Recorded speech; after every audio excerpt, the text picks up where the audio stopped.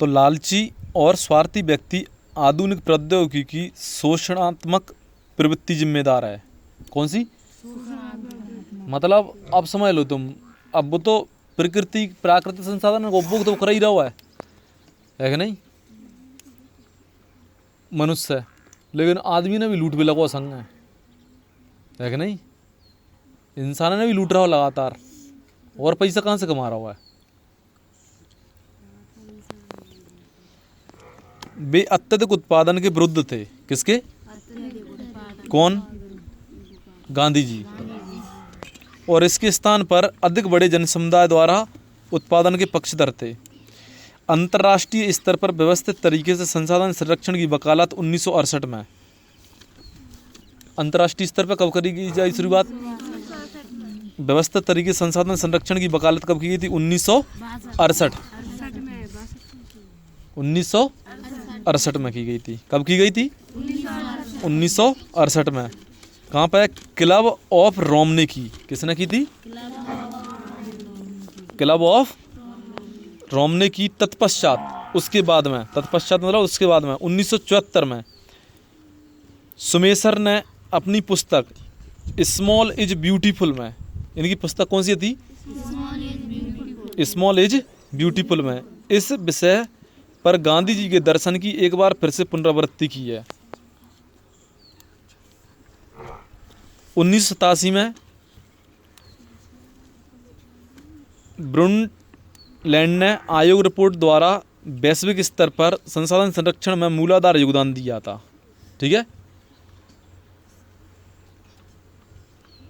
इस रिपोर्ट के ने सतत पोषणीय विकास फिर से आ गया। क्या होता है? ऐसा विकास बिना नुकसान पहुंचाए वो। हाँ, यह रिपोर्ट बाद में हमारा साझा भविष्य, अवर कॉमन फ्यूचर शीर्षक से पुस्तक के रूप में प्रकाशित की गई। इस संदर्भ में एक और महत्वपूर्ण योगदान रियो डी जेनेरो ब्राजील में 1992 में आयोजित पृथ्वी सम्मेलन द्वारा किया गया था। ठीक है, अब बात कर रहे हैं हम किसकी? भू संसाधन। भू यानी क्या होती है? धरती या पृथ्वी हो गई। ठीक है, और पृथ्वी में पृथ्वी वाले जो पा के अंदर जो रा बनता है उसको थोड़ा इस प्रकार से बनाना है। ठीक है, इस प्रकार बनाओगे आप। ठीक है, तो पृथ्वी में अब देखिएगा हम कहाँ पर रहते हैं? हम भूमि पर रहते हैं। किस पर रहते हैं? भूमि पर। ठीक है, अब हम भूमि पर रहते हैं, लेकिन हम उपयोग किस किस का कर रहे हैं? भूमि का तो कर ही रहे हैं, समुद्रों का भी कर रहे हैं। हाँ, पानी के अलावा समुद्र के अंदर मछलियाँ वगैरह जितने भी जीव जंतु है ना, आदमी ने कुछ नहीं छोड़ा। वो मिटेगी ही नहीं।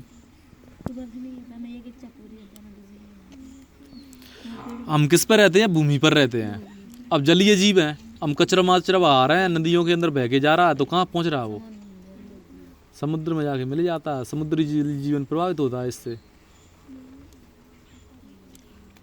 हम भूमि पर रहते हैं, इसी पर अनेकों आर्थिक क्रियाकलाप करते हैं, विभिन्न रूपों में इसका उपयोग करते हैं, अलग अलग रूपों में इसका उपयोग कर रहे हैं हम। अतः भूमि एक बहुत महत्वपूर्ण प्राकृतिक संसाधन है। क्या? क्या? भूमि। ठीक है, पृथ्वी। प्राकृतिक वनस्पति क्या हो गई? जो भी हमारे जो चारों तरफ हमें जंगल दिख रहे हैं ना, क्या दिख रहे हैं?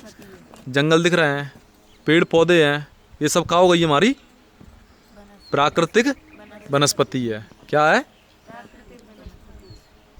प्राकृतिक वनस्पति है। ठीक है, क्रियाकलाप करते हैं, विभिन्न रूपों में इसका उपयोग करते हैं। तमाम रूपों में क्या कर रहे हैं? इसका उपयोग भी करते हैं। अतः भूमि एक बहुत महत्वपूर्ण प्राकृतिक संसाधन है। क्या है? प्राकृतिक संसाधन है। प्राकृतिक वनस्पति, वन्य जीवन, वनों के अंदर रहने वाले जितने भी जीव जंतु होते हैं। ठीक है, मानव जीवन, किसका आ गया? मानव का आ गया। मानव जीवन, आर्थिक क्रियाएं, जो भी आर्थिक क्रियाएं चल रही हैं पैसे से कमाने के लिए। परिवहन,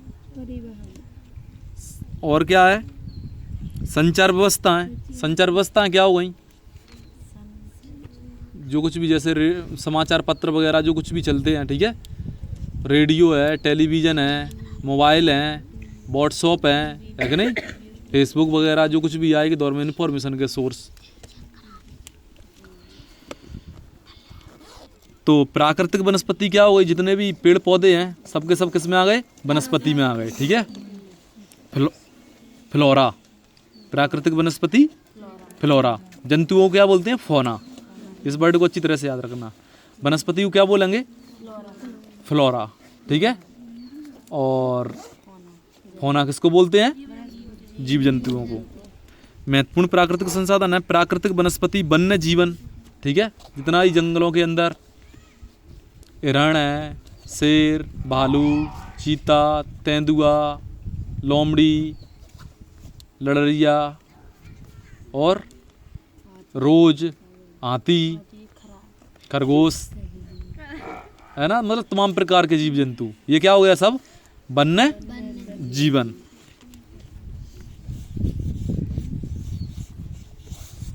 अभी तक हमने चर्चा की है ना, इतने टाइम तक पता नहीं कितनी प्रजातियां निपट गई होंगी, समा हमेशा के लिए चली गई होंगी, खत्म हो गई होंगी हमेशा के लिए ही।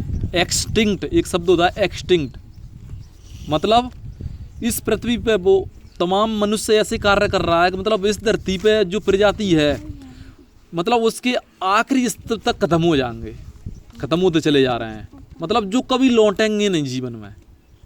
मतलब एक बार जो हमेशा के लिए खत्म हो गए आखिरी वंश तक, जैसे मनुष्य हैं सभी मर गए, आखिरी वंश तक मर गया, कोई बचा ही नहीं, तो फिर वो, एक बात बता रहा हूं मैं आपको, अच्छी तरह से याद रखना। हमारा जो मन होता है ना, मन किसी चीज़ को एक बार मान के बैठ जाए, याद रखना इसको, बहुत ही घातक होता है ये। कोई चीज़ को एक बार मान के बैठ जाए ना अंदर ही, या जैसे तुमने देखा हो किसी व्यक्ति ने सोच लिया होगा कि यहाँ पे कोई ना कोई चीज़ ऐसी है, भूत भूतिया या कुछ भी है, तो वो मान के बैठेगा तो समझ लो कि अंदर बैठेगा भूत।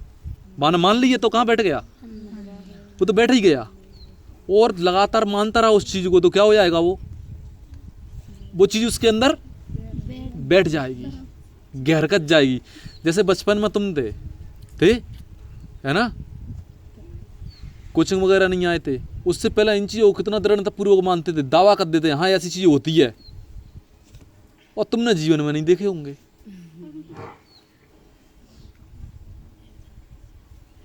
है कि नहीं, तुमने अपनी आंखन से कोई चीज़ें जीवन में नहीं देखी होंगी, हाँ बहुत तरीके से देख लेंगे होंगे तुमने कि जामे है बामे है ना। आप समझो इन चीज़ों को।